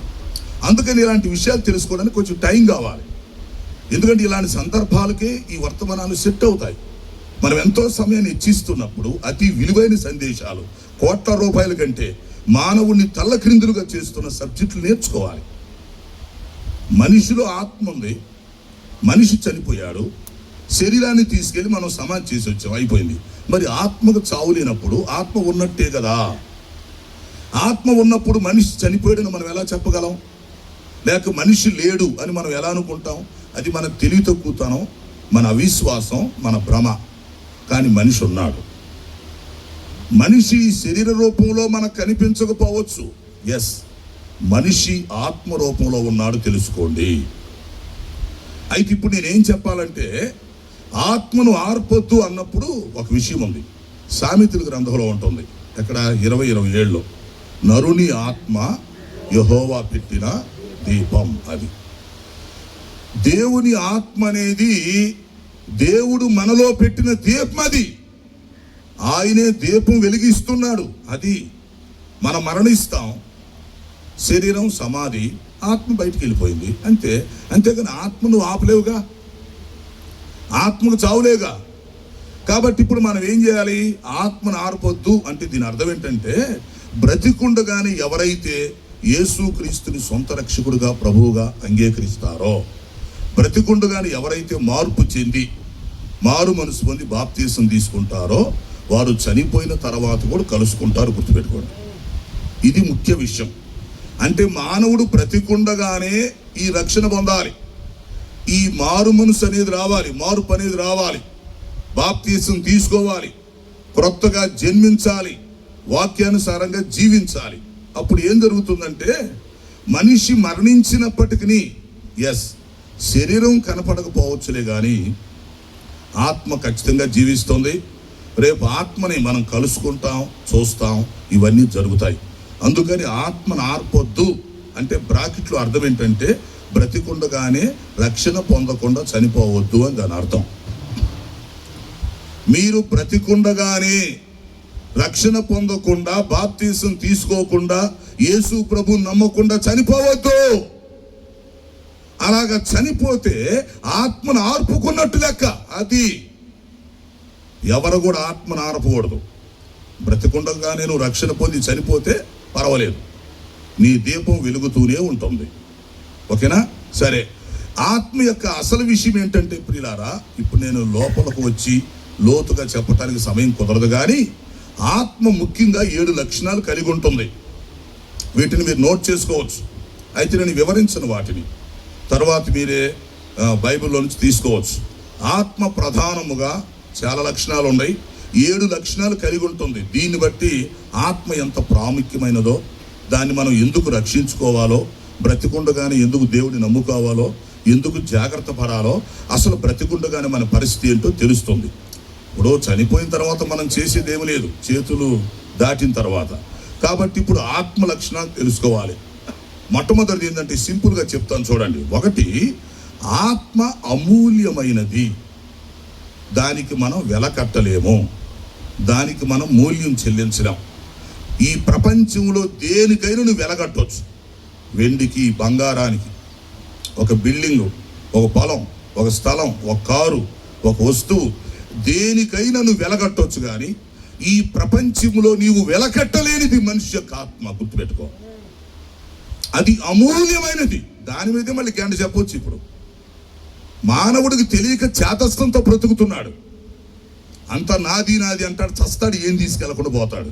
ఇదొక పెద్ద చేతస్థం. మానవుడు బ్రతికుండగా తెలుసుకోవాల్సిందంటే, అతనికి జ్ఞానం ఉంటే, జ్ఞానోదయం కలిగితే, నీలో ఉన్న ఆత్మ గురించి నువ్వు తెలుసుకుంటే, నువ్వు చంద్రమండలం మీదకి వెళ్ళొచ్చినంత గొప్ప. మనిషి ఆత్మ గురించి తెలుసుకోవాలి. నీ పిచ్చి చదువులు కాదురా నాయన, నీ పిచ్చి డబ్బు కాదు, పిచ్చి జ్ఞానం కాదు. ముందు ఆత్మ గురించి ఎప్పుడైతే మనిషి తెలుసుకుంటాడో, ఆ మనిషే గొప్పవాడు, ఆ మనిషే పరమార్థ జ్ఞాని. కనుక దేవుడు నీలో ఆత్మను పెట్టాడు, దానికి చావు లేదు. సృష్టి అంతా నాశనమైనప్పటికీ ఆత్మ నిలబడుతుంది. ఎందుకంటే అది సృష్టించబడలేదు గనుక అది నాశనము కాదు. సో ఇప్పుడు ఆత్మ యొక్క మొదటి లక్షణం ఏంటంటే అది అమూల్యమైనది. ఆత్మ ఎన్ని కోట్ల రూపాయలు ఖరీదు చేస్తుందో ఎవడో చెప్పలేడు. ఒకడు ఈ ప్రపంచం మొత్తం అమ్మినా కానీ ఆత్మను కొనలేడు. ఒకడు తన జీవిత కాలంలో ఏదైనా సంపాదించినా సరే చివరికి ఆత్మను కొనలేడు. అది విలువైంది. కాబట్టి మన లోపల దేవుడించినటువంటి ఆత్మ ఒకటి అమూల్యమైనది. అమూల్యమైనటువంటి ఆత్మను గురించి నువ్వు ఆలోచించుకోకుండా ఈ పిచ్చి శరీరాన్ని గురించి ఆలోచిస్తున్నావు. పిచ్చోడా! లేక ఈ డబ్బు గురించి, జాబ్ గురించి, ఈ చదువు గురించి, జ్ఞానం గురించి, ఈ పదవి గురించి, ఈ చెత్త చెదారం చేత చీపిరి అది ఆలోచిస్తున్నావు కానీ నీ లోపల ఉన్న ఆత్మ గురించి ఆలోచిస్తున్నావా? మాట్లాడండి ఇప్పుడు. అరే విలువైన దాని గురించి మాట్లాడకుండా విలువ తక్కువ దాని గురించి మాట్లాడుతున్నాడు. విలువ తక్కువడు మానవుడికి నాకు అంతా తెలుసు అంటాడు. ఏం తెలుసు? సోది. విలువైనది తెలుసుకొని విలువగా బ్రతకటం నేర్చుకోవాలి. మనిషి మొట్టమొదటిగా తెలుసుకోవాల్సింది నాలో ఒక ఆత్మ ఉంది. దేవుడు నాలో ఆత్మను పెట్టాడు. అది సృష్టించబడలేదు. అది సృష్టికి సంబంధం లేదు. అది సృష్టికి అతీతమైనది. అది అమూల్యమైనది. కాబట్టి దాన్ని ఇప్పుడు నేను స్టడీ చేయాలి. ఆత్మను స్టడీ చేయాలి. ఆత్మను రక్షించుకోవాలి. బ్రతికుండగానే ఆత్మ ఆరిపోకుండా చూసుకోవాలి. అప్పుడు ఏంటంటే నువ్వు చంద్రమండలం మీదగా దాని బాబు దగ్గరికి వెళ్ళి వస్తావు. చచ్చినోడిని బ్రతికించడం కంటే ఆత్మ గురించి తెలుసుకున్నవాడు గొప్పోడు. కనుక ఈరోజు ప్రియులారా మీరు ఇక్కడ హాజరయ్యారు. నేను ఒకవేళ లేటుగా వచ్చిన మీరు అనుకోవచ్చు, నేను ఎప్పుడు లేటుగా రాను, తెలివితో కూడా మాట్లాడి ఉదయం నుంచి ఉపవాసం ప్రార్థన చేసుకుంటూ కూర్చున్న పక్కనే. కొన్ని సీక్రెట్స్ మీకు తెలియదు, చెప్తున్నాను. ఎందుకంటే చెప్పకుండా నేను చచ్చిపోతే ఎక్కడ ఓడిపోతాయి. నేను ఇప్పుడు దాకా ఉపవాసం ఉండి ప్రార్థన చేసుకుని ఇక్కడికి వచ్చాను. చాలా మంది ఏమనుకుంటారు, మరి లేటుగా వచ్చారు అనుకుంటారు. ఎలాకేం తెలుసు? పాచంతకాయ పచ్చడి. సో అర్థం చేసుకోండి, మనం నిలబడ్డామంటే it is a Bible class. ప్రజలకి మెసేజ్ వెళ్ళాలి. ప్రపంచాన్ని తల్ల క్రిందులుగా చేస్తుంది దేవుని యొక్క వాక్యం. దుమ్ము లేపుతుంది, చచ్చినోని బ్రతికిస్తుంది దేవుని వాక్యం. No problem. కాబట్టి ఆత్మ యొక్క మొదటి లక్షణం ఏంట్రా అంటే ఏం చెప్పండి ఇప్పుడు? ఆత్మ మొదటి లక్షణం ఏంటి? అమూల్యమైనది. వాటిని నేను వివరించను, త్వరగా చెప్పుకుని వెళ్ళిపోతా. నోట్ చేసుకోండి. అమూల్యమైనది అంటే దానికి నువ్వు వెలగట్లేవు. కాబట్టి అమూల్యమైనటువంటి ఆత్మ గురించి ఆలోచించాలి. నెలకు ₹1,00,000 జీతం సంపాదించవచ్చు, పెద్ద గొప్పే కాదు. మినిస్టర్ అవ్వచ్చు, ఐఏఎస్ ఆఫీసర్ అవ్వచ్చు, అది కాదు ముఖ్యం. నీ లోపల ఉన్న ఆత్మ గురించి నీకు తెలుసా? అది నీ ఆత్మ విలువ నీకు తెలుసా? ఆత్మరక్షణ ఉందా? ఆత్మను ఆరుపుకోకుండా ఉండగలుగుతున్నావా? ఆత్మదీపం వెలుగుతుందా? అది తెలుసుకోవాలరా నాయనా. అందుకని పౌలు గారు చెప్పాడు, ఆత్మను ఆర్పకుడి అంటే బ్రతికుండగానే ప్రతి ఒక్కరు రక్షణ పొందండిరా. వెనక ముందు ఎట్టొకటి చచ్చిపోతాంలే కానీ, చచ్చిపోవటం సహజమే కానీ ఆత్మను రక్షించుకొని వెళ్ళిపోండిరా అని చెప్తాడు. సో ఆత్మ అమూల్యమైంది ఒకటి. రెండవది, ఆత్మ అమూల్యమైందే కాదు, ఆత్మ అభౌతికమైనది. అభౌతికం అంటే దాన్ని పదార్థంగా మనం చూడలేం. ఆత్మను ఫోటో తీయలేం. ఆత్మని వీడియోలో బంధించలేం. ఆత్మను చేత్తో పట్టుకోలేం. ఆత్మకు స్పర్శ ఉండదు. లేకపోతే ఆత్మను మన కంటితో చూడాలంటే కుదరదు. ఎందుకంటే ఆత్మ అంటేనే అభౌతికం. భౌతికమైన దాన్ని అయితే మనం కంటితో చూడవచ్చు, చేత్తో పట్టుకోవచ్చు. దానికి ఒక నిర్దిష్టమైనటువంటి స్థలాన్ని, ప్రమాణాన్ని మనం చెప్పొచ్చు. బట్ ఆత్మ అనేది అభౌతికమైనది. ఇప్పుడు గాలి ఉంది, నేను ఇట్టు అన్నాను, నా చేతికి గాలి తగులుతుందా తగలట్లేదా? చెప్పరే, తగులుతుంది. కానీ ఇప్పుడు ఈ గాలి రంగు నేను చెప్పగలనా? ఈ గాలిని నేను పట్టుకోగలనా? ఈ గాలి ఎక్కడి నుంచి వస్తుంది, ఎక్కడికి వెళుతుందో నాకు తెలుస్తుందా? తెలియదు. సో ఆత్మ అంతే. గాలి గురించి ఉనికి తెలియని నీకు ఆత్మ గురించి ఎలా తెలుస్తుంది? తెలియదు. కనుక ఆత్మ అభౌతికము. నెంబర్ 2. మూడవది, ఆత్మ నశ్వరము కానిది అంటే నాశనం కాదు. ఆత్మకున్నటువంటి గుణం ఏంటంటే నాశనం కాదు. నువ్వు నీళ్ళలో వేస్తే అది మునిగి చావదు. అగ్నిలో వేస్తే అది కాలి చావదు. కత్తి తీసుకొని నరిగితే అది మొక్కలు అవ్వదు. రాయి తీసుకొని కుడితే దెబ్బ తగిలి చావదు. అంటే నాశనమయ్యే గుణం దానికి లేదు. పంచభూతాలకు అతీతమైనది ఆత్మ. అంటే నువ్వు గాలిలో దాన్ని చంపలేవు, నీళ్ళల్లో దాన్ని చంపలేవు, నీటిలో, తర్వాత అగ్నిలో, ఒక అగ్నిలో వేసినా కానీ అది బాధపడటమే కానీ చావులేదు దానికి. లేదు నేను కత్తి తీసుకొని ముక్కలు చేస్తాను, రాయి తీసుకొని కొడతాను, షూట్ చేస్తానంటే అరే ఇట్లాంటివి చాలా చూసాను. ఇది ఆత్మ. అర్థమైందా? కాబట్టి ఇప్పుడు మూడోది ఏంట్రా బాబు, ఏం చెప్పండి? ఆత్మకంటే ఆత్మకు నాశనం అయ్యే గుణం లేదు, నశ్వరం కానిది, నాశనం కాదు. నాలుగోది, ఆత్మకున్న మరో గుణం ఏంటంటే ఆత్మ ఒక శరీరంలో నివసించే తత్వం కలిగి ఉండిద్ది. అది అంటే ఒంటరిగా ఉండదు. ఆత్మ ఒంటరిగా ఉండదు. ఒంటరిగా ఉంటే గాలి అయింది. ఒక శరీరంలో నివసించిద్ది. అది ఎట్లాగంటే ఇప్పుడు సిమ్ ఉంది, మొబైల్ ఉంది. సిమ్ ఒంటరిగా ఉంది అనుకుని దాన్ని ఏం చేసుకుంటావు నువ్వు? సిమ్ ఒంటరిగా ఉంది, దాన్ని నువ్వేం చేసుకుంటావు? ఏం చేసుకోలేవు. అది పిచ్చి వస్తువులాగా ఉండేది. కానీ సిమ్ముని తీసుకొచ్చి ఎక్కడ పెట్టాలా? మొబైల్లో వేస్తే, ఫోన్లో వేస్తే అప్పుడు పనిచేసిద్ది. అంతేనంటారా? సో ఆత్మను కూడా శరీరంలో పెడితే పనిచేసిద్ది. అది ఆత్మకు ఒక శరీరంలో నివసించే గుణం ఉంది. ఇప్పుడు భూమి మీద ఉన్నంత కాలం మనం మట్టి శరీరంలో దీన్ని తీసుకొచ్చి పెట్టాం. అంటే ఫోన్లో సిమ్ వేసినట్టు మట్టి శరీరంలో ఆత్మను తీసుకొచ్చి పెట్టాం మనం. కాబట్టి ఆత్మ ఏం చేస్తుంది? పని చేస్తుంది శరీరంలో ఉండి. రేపు శరీరం చచ్చిపోయింది, ఆత్మ బయటికి వెళ్ళిపోయింది. అప్పుడేంటి? మొబైల్లో నుంచి సిమ్ బయటకు తీస్తే ఎట్టుండిద్దో అంతే. అప్పుడు ఈ సిమ్కి ఏం చేయాలా? ఇంకో ఫోన్ తీసుకొచ్చి దాన్ని వెయ్యాలా. అంతేనా? ఇప్పుడు పాత ఫోన్ పడిపోయింది, పగిలిపోయింది, పని చేయట్లేదు. ఇప్పుడు ఏం చేయాలి? కొత్త ఫోన్ తీసుకొచ్చి దాన్ని పడేస్తే ఆటోమేటిక్గా పనిచేసింది. అంతే కదా? కాబట్టి ఆత్మకున్న గుణం ఏంటంటే ఒక శరీరంలో నివసించే గుణం. అది ఇక్కడున్న చెప్పి 60-70 సంవత్సరాలు మట్టి శరీరంలో నివసించింది. మనిషి చచ్చినాక ఆత్మ బయటకు పోయి సిమ్మిలాగా ఉండిద్ది. అప్పుడు దేవుడు ఏం చేస్తాడంటే మరొక శరీరాన్ని ఇచ్చి దానిలో పంపిస్తాడు, ఆడ బ్రతుకువే అని. అదే అక్షయ శరీరం, అదే మహిమ శరీరం.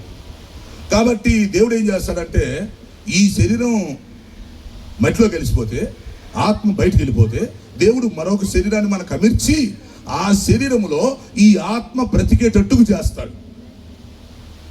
సింపుల్గా అర్థం చేసుకోవాలి. కాబట్టి మనిషి చనిపోయాడు అంటే మనిషి లేడని కాదు. మట్టిలో కలిసిపోయాడు, ఇంకేమన్నాడయా, ఇంకేం మేరములయ్యా, ఇంకేం పొల్లయ్యా, ఇంకేమయ్యా అనకూడదు. ఇవన్నీ తెలివి తక్కువగా ఏదో అనుకుంటారు తెలియక. మనిషి ఎక్కడికి వెళ్ళాడు? బ్రహ్మాండంగా ఉన్నాడు. మనిషి ఎక్కడికి వెళ్ళాడు? కాబట్టి శరీరంతో లేడు, అంతే. ఆత్మ రూపంలో ఉన్నాడు.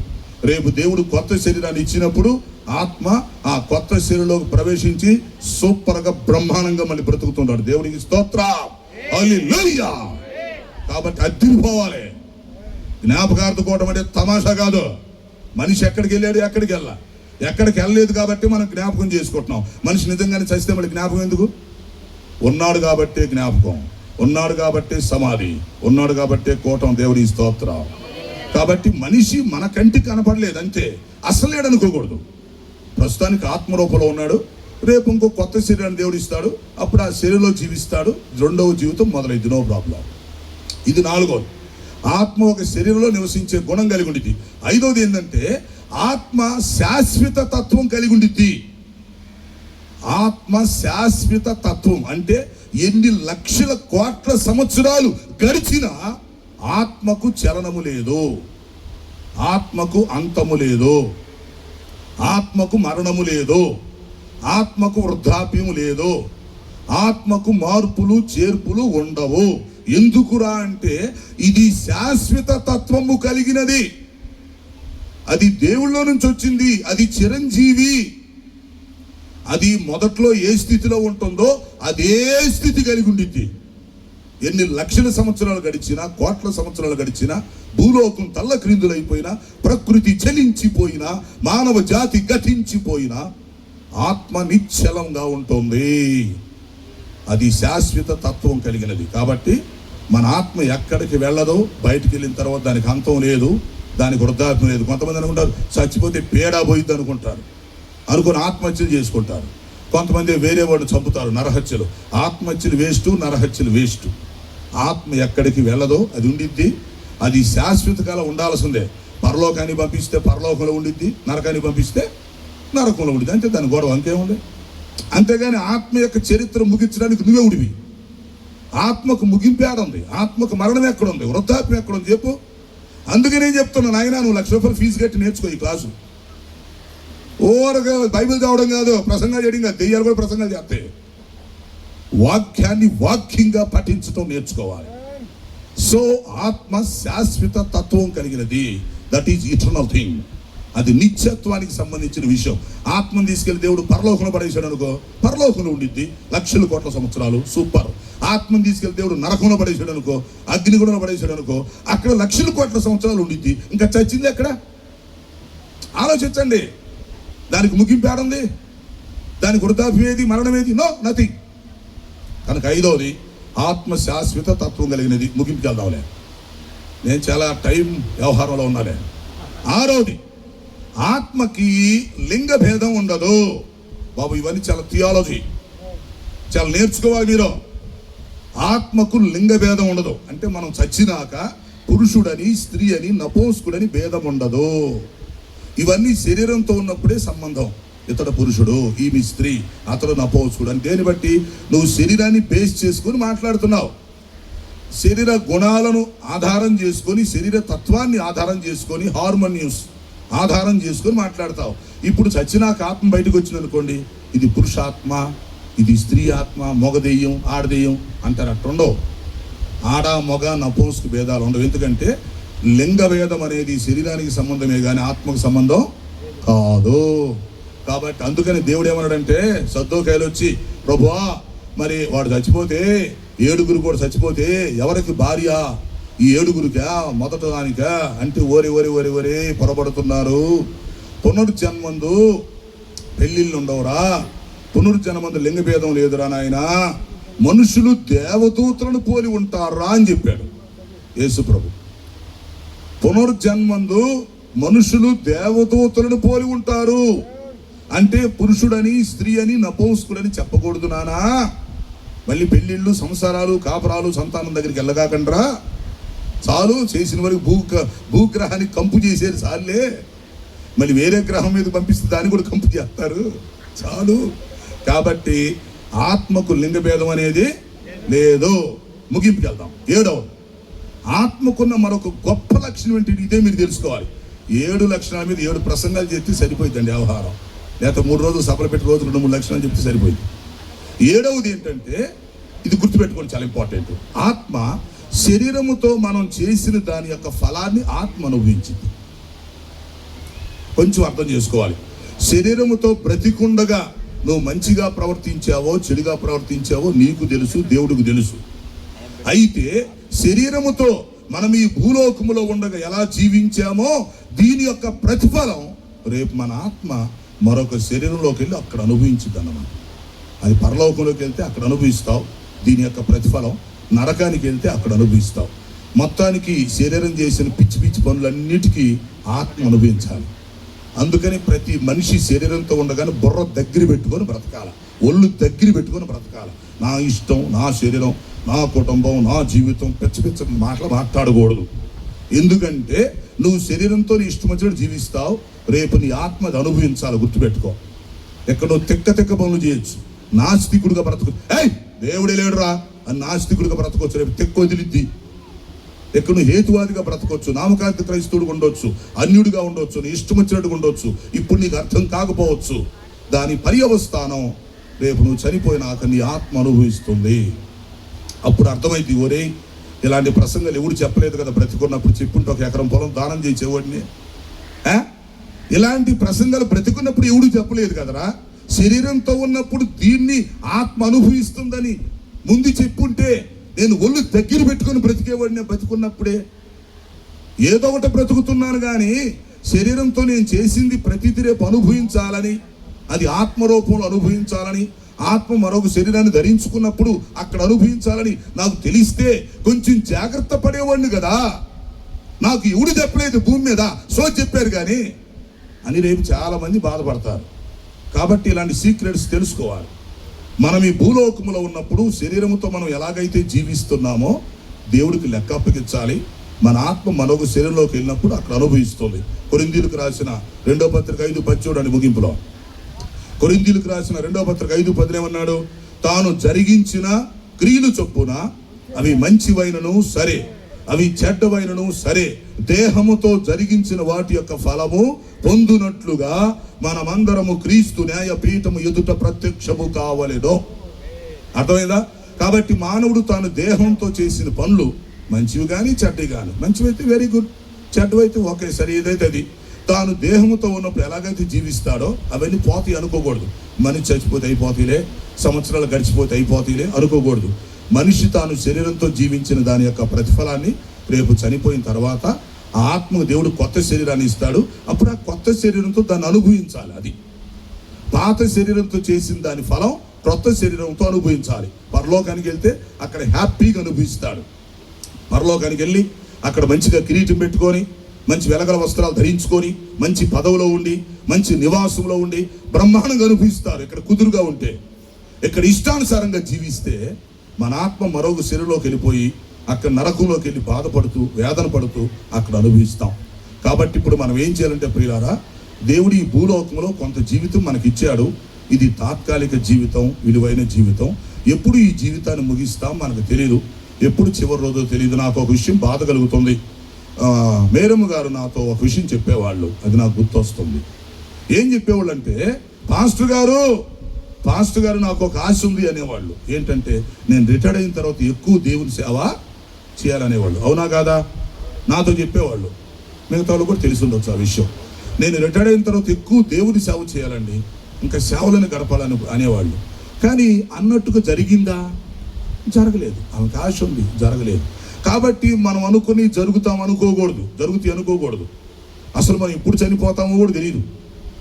మనం అనుకుని జరగవచ్చు, జరగపోవచ్చు. కాబట్టి విషయం ఏంటంటే, మనము ఈ శరీరంతో ఉండగానే అర్జెంటుగా జాగ్రత్త పడాలి. ముందు నీకు రక్షణ ఉందా లేదా చెప్పు నాకు. అర్జెంటుగా రక్షణ ఉందా లేదా? యేసుప్రభువు నమ్మేవా, నమ్మలేదా?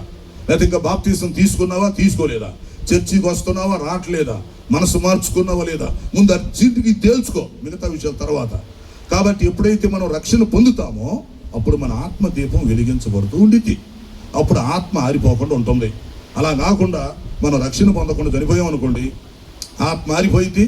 ఆత్మ ఆరిపోయిందంటే ఈ శరీరంతో చేసిన దాని యొక్క ఫలం, దాని యొక్క శిక్ష రేపు నరకంలో మనం అనుభవించాలి.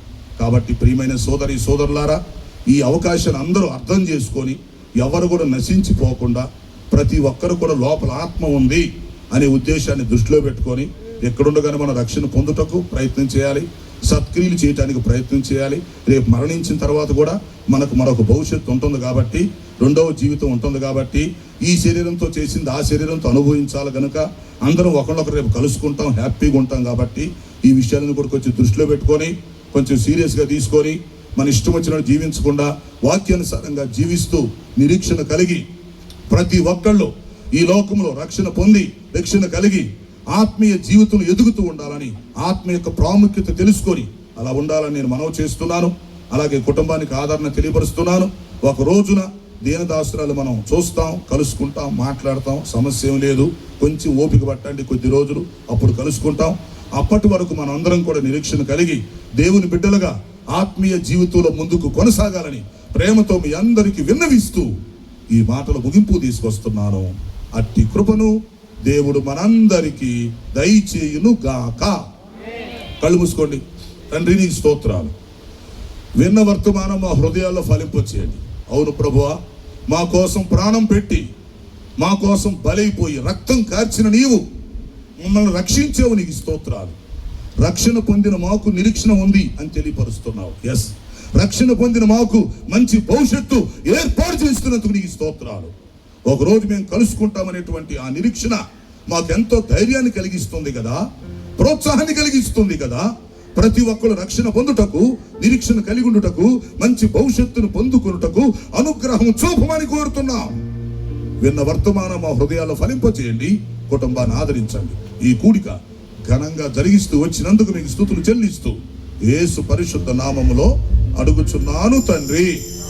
ఆమేన్, ఆమేన్. Thank you. అయ్యగారు వందనాలు. చాలా షార్ట్ కట్గా కూడా అయ్యగారు ముగించారు. చివరిగా కోట్ ఆఫ్ థ్యాంక్స్ కూడా చెప్తున్నాను. ముఖ్యంగా ఈ దిన ముఖ్య ప్రసంగికులు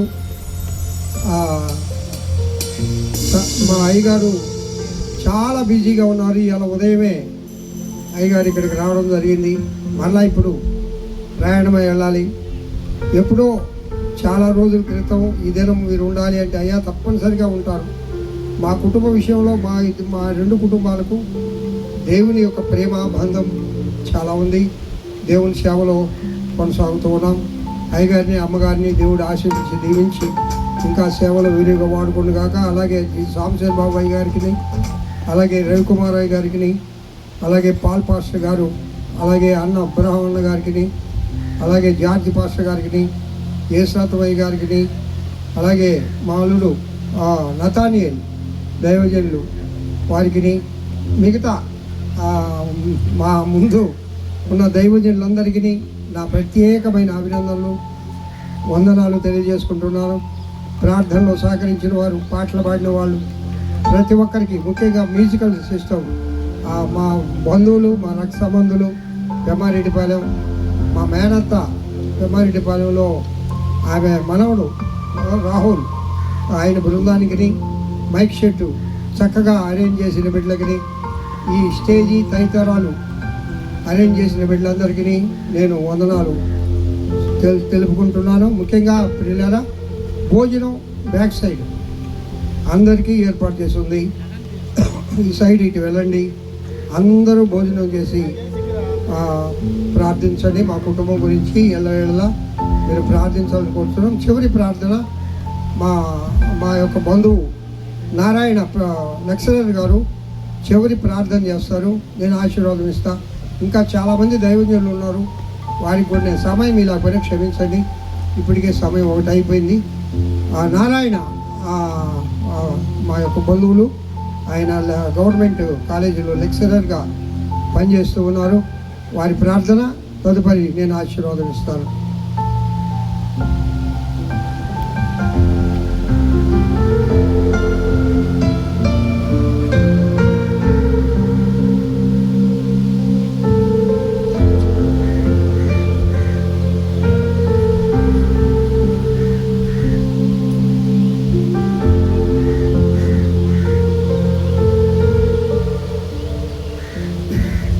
పరిశుద్ధుడు పరమ తండ్రి, మీకే స్తుతులు స్తోత్రాలు చెల్లించుకుంటున్నాం ప్రభువా. అయ్యా, మీరిచ్చినటువంటి ఈ వాక్యానుసారంగా, ఈ వాక్యంలో ఎన్నో లోతైన మర్మాలు తెలియపరిచినటువంటి ఈ యొక్క దైవజనులు ప్రతి ఒక్కరికి కూడాను వారి వారి ఆలోచన చొప్పున వారు దేవుని పట్ల ఉన్నటువంటి